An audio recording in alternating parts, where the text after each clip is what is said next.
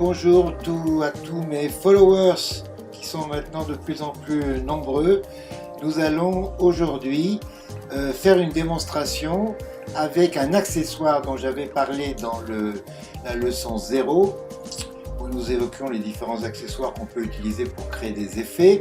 Il s'agit en l'occurrence d'une passoire, quelque chose que vous saurez trouver dans la cuisine de votre femme ou de votre maman sans le lui dire. Et nous allons travailler sur une ardoise. Voilà. Je pose la passoire au milieu et je vais tout simplement vider les couleurs au fond de cette passoire. Il y a des petits trous un peu partout, donc la couleur va se répandre d'une certaine manière et créer normalement certains effets. Les couleurs que j'utilise ici sont le violet, le bleu iridescent, jaune, rose, rouge, doré, un peu de noir, un peu de blanc. Et on va voir ce que ça donne. Pour tout vous dire, je n'en sais rien de ce que ça va donner. Donc on va commencer par le blanc. En général, le blanc, on le met toujours le premier.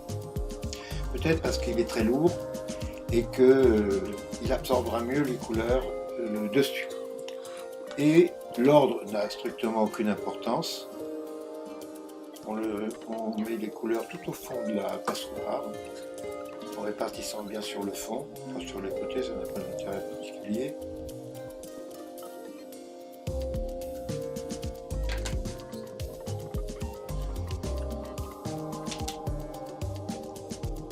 Si vous voyez, oui, vous voyez très bien. Voilà.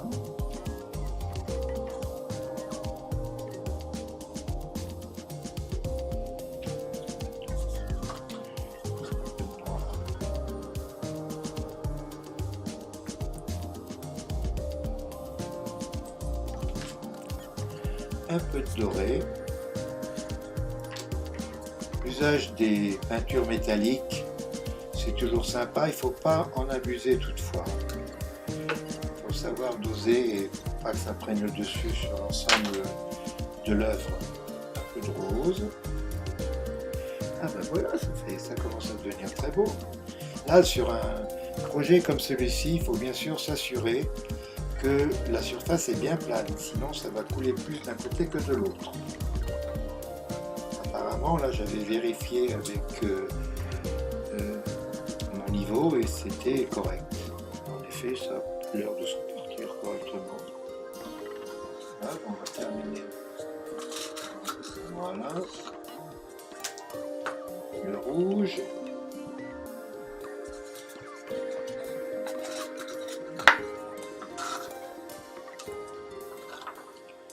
Le jaune,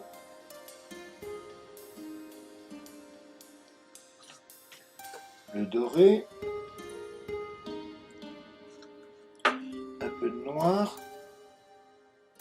Je pense que le noir avec le rouge et le doré, ça va bien le faire.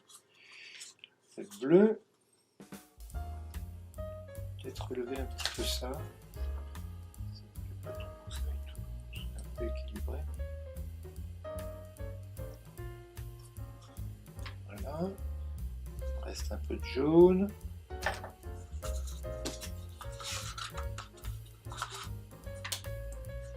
Voilà, un petit peu de doré. Voilà.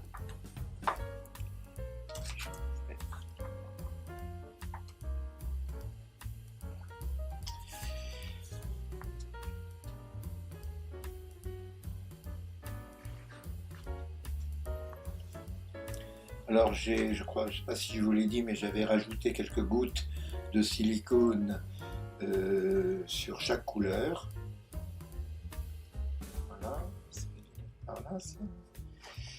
Et on a déjà un ensemble de couleurs sympathiques qu'on va essayer de répandre sur l'ensemble de l'ardoise. D'ailleurs, on va garder, voyez-vous, ce reste pour les coins.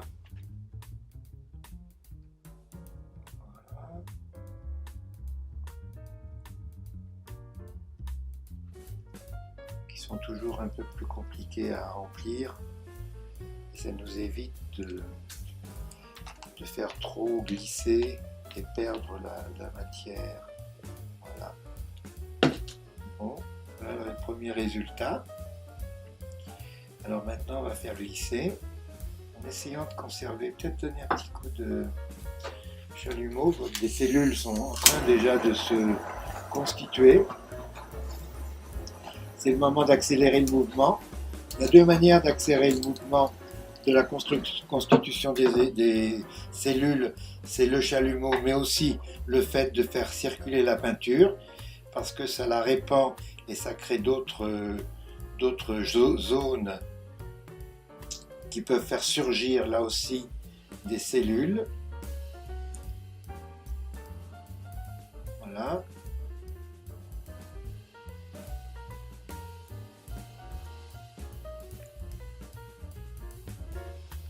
Hop, on arrête là. Je vais me laver les mains. Mais c'est magnifique tout ça. Un petit coup de chalumeau.